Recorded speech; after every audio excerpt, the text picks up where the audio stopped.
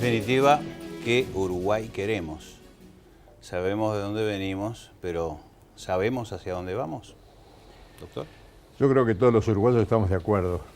¿En Queremos qué? un Uruguayo más igualitario, con una mejor distribución de las riquezas, con un respeto al Poder Judicial y a los derechos humanos. Y ese objetivo solamente se puede alcanzar si establecemos una estrategia y una planificación adecuada y utilizamos todos los recursos que el país tiene para su desarrollo económico. Bonilla. Sí, concuerdo en grandes líneas con lo que decía el doctor. Quería aprovechar la oportunidad para señalar que la pregunta que ustedes están haciendo adquiere en el momento actual, y no me estoy refiriendo a la Argentina, en el momento internacional actual, una complejidad particular. Es decir, estamos viviendo un mundo en donde ciertas certidumbres están desapareciendo. Es decir, hoy el Estado de Israel se pregunta ¿hasta dónde me apoyará Estados Unidos? Claro. ¿Me explico? Claro. Pregunta que hace 5 años era impensable, o Sí, por lo sí. menos estaba muy lejana en la agenda. ¿Me explico? Qué fácil que era el siglo XX, Claro. ¿verdad? Entonces, El mundo bipolar. eso ni que hablar, pero todavía hubo después de la ruptura de la bipolaridad y de la caída del bloque socialista, unos años en donde había unas certezas. Hoy, y no estoy contestando para el Uruguay, hay muy pocas certezas o quedan muy pocas certezas. Entonces, en ese contexto, me da la impresión que el Uruguay tiene que jugar, siguiendo un poco la intención de ustedes, el mayor número de cartas posible. Es decir, usted habló rápidamente de una diversificación productiva. Que quisiera recordarlo, que seguramente el doctor lo conoce mejor que yo. Esto empezó hace muchos años. El plan arrocero, cuando se empezó, cuando yo era chico no había arroz. Y ahora exportamos el 96% del arroz que producimos. Y después vino la cuenca lechera. Y después vino el plan forestal. Y después vino la soja.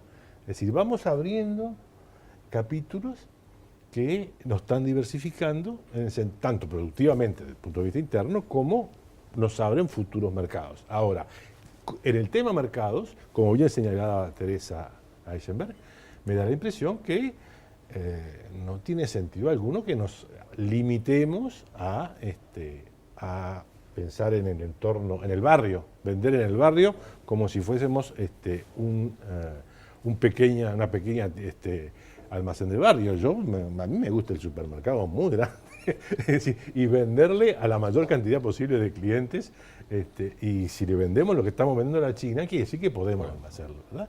Y la China es un ejemplo como otro, ¿verdad? Es decir, no. Teniendo especialistas como ustedes, uno no sale de la tentación de preguntar qué escenario va a tener Uruguay en los próximos tiempos. En su momento había dos grandes potencias, si se quiere. El mundo estaba dividido en dos, apareció un tercero y allá empezó la Primera Guerra Mundial. Un escenario parecido apareció en la Segunda Guerra Mundial. Es decir, habían dos hegemonías, aparece una tercera y se fue a la guerra. Ahora estamos viviendo algo similar, con esta irrupción de China, con esta irrupción de India. No se va a ir a una guerra, seguramente no, pero ¿qué escenario va a tener Uruguay para moverse en el mundo? Indudablemente es una gran interrogante. En lo que es personal, considero que esos países emergentes van a cumplir un rol mucho más importante, que China, India y otros países del sudeste asiático van a ir paulatinamente adquiriendo mayor capacidad de consumo y por ende van a estar en mejores condiciones de adquirir nuestros productos. Pienso que allí van a estar parte de los cambios que se van a producir en nuestro país frente a esa mayor demanda, mejores precios y mayor rentabilidad. Pero eso hay que agregarle otros rubros que el país indudablemente va a ir explotando. Yo soy un convencido de que existen yacimientos de hidrocarburos en nuestra plataforma continental y creo que eso va a ser un instrumento de desarrollo importantísimo si está bien administrado. Permíteme una pequeña interrupción en esto. Usted acaba de mencionar algo muy importante. Si es bien administrado, ¿y por qué le hago esta interrupción? Leyendo un libro de Paul Jaring que habla sobre el petróleo y lo que ha sido la explotación del petróleo a nivel internacional, muchas veces los países productores de petróleo, contrariamente a lo que uno puede pensar, son ricos, terminan siendo socialmente muy pobres. Basta mirar echar una ojeada por el mundo. Es decir, uno puede en primera instancia decir, para Uruguay es una muy buena noticia tener petróleo. ¿Lo es necesariamente? Bueno, en mi opinión, creo que las perspectivas son muy buenas. Nosotros tenemos una institución estatal que ha cumplido a lo largo de los años una función muy satisfactoria, como es el caso de ANCAP, y creo que no tenemos los problemas estructurales que tienen otros países, el caso de Venezuela, por ejemplo. Es decir, pienso que no va a ser un factor de disociación, sino que va a ser un factor de progreso el descubrimiento de esos yacimientos petrolíferos que pueden ser de petróleo o incluso solamente de gas. Me parece que esa es una alternativa muy posible. Y después creo que va a haber un cambio en las personalidades políticas. El país tiene que renovarse. Este país no puede estar gobernado por viejos como yo. Tiene que abrirle las ventanas al porvenir a los jóvenes. Son ellos los que tienen que tomar el timón de esta nave que está surcando aguas embravecidas, porque ese es el futuro de la República Oriental del Uruguay. Y en la educación tenemos la gran responsabilidad de que esos jóvenes que van a asumir la responsabilidad de gobernar los destinos de la República Oriental del Uruguay están bien capacitados. ¿Qué escenario ve usted, Bonilla? Quisiera retomar lo del petróleo. Yo estaba en México cuando el gobierno del Partido Revolucionario Institucional decidió hacer pública un descubrimiento, porque en México hay cierto secretismo instaurado en la cultura política. Hacer público el descubrimiento de reservas realmente de crudo, de no muy buena calidad, pero de unos volúmenes enormes. Recuerdo el titular que decía, flotamos en petróleo. El titular del diario, flotamos en petróleo, decía. Bueno, 8 años después, la deuda de México era astronómica, porque el poner en marcha una industria petrolera o se hace con mucho cuidado, como decía el doctor y como decía él, o no es soplar y hacer botellas. Es decir, es un tema que exige realmente una aproximación realmente moderada y que el Uruguay está acostumbrado a hacerlo, como yo estaba mencionando grandes emprendimientos anteriores, que todos ellos pasaron en algún momento alguna apretura, pero yo diría que vistos en perspectiva fueron altamente exitosos, ¿verdad? Bueno, no tenemos por qué fracasar con el petróleo o con el gas, pero advertiría que es uno de los desafíos más grandes, porque es entrar en un tipo de producción en el cual no tenemos ningún know-how y no tenemos mucha escala, y recuerdo tengo grabado ese titular y después la deuda mexicana volando, porque había que financiar la creación de una infraestructura que no existía en absoluto. Usted mencionaba algunas características del siglo que ya fue, del pasado. Yo justamente estaba anotando antes de comenzar este programa algunas de este siglo, ¿verdad? Ausencia y debilidad de marcos ideológicos, por ejemplo, conflictos armados localizados de carácter asimétrico, debilitamiento muchas veces de los estados-nación, globalización versus fragmentación. De los 45 países signatarios del Tratado de San Francisco hemos pasado, como usted bien lo decía, más de 200. Procesos de integración política regional, la UNASUR es un caso, la Unión Africana. Procesos de integración económica regional, como el NAFTA, la Unión Europea, el Mercosur. Procesos de integración criminal global.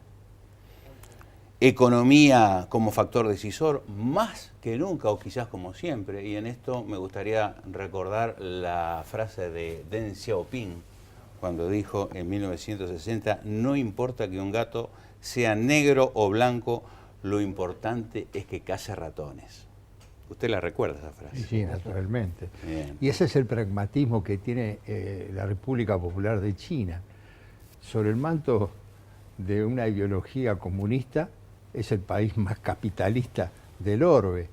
Es decir, ¿por qué? Porque son pragmáticos y porque son conscientes que la única forma en que ese país está teniendo el desarrollo que tiene actualmente es jugando con las reglas del mercado.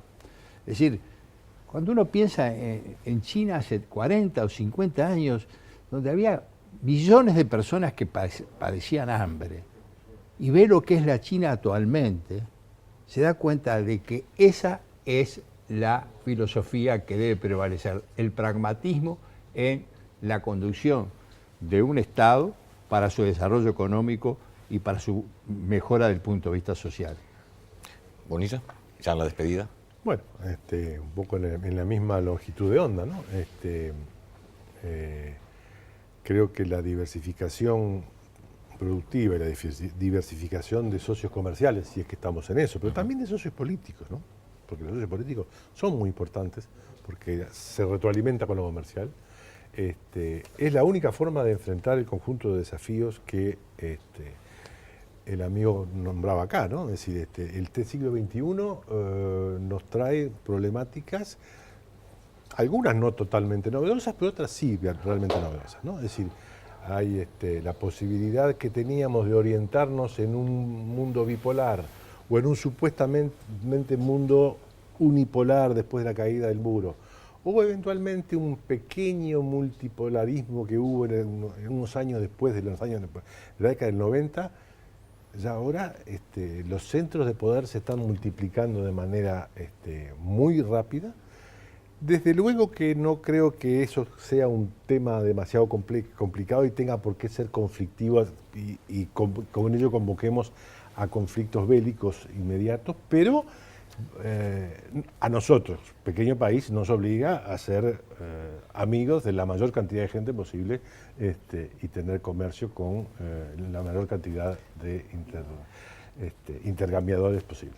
Doctores, le queremos agradecer muchísimo su presencia aquí en este programa, que nos han ilustrado con su conocimiento y, por supuesto, ver hacia adelante cuánto nos queda o cuánto realmente puede hacer el país. El devenir de los próximos días nos dice cómo va a terminar o nos va a decir cómo va a terminar este tema con Argentina. Esperemos que para bien de los dos países termine de la mejor manera. Nos vemos la próxima semana. Somos Gente de Palabra.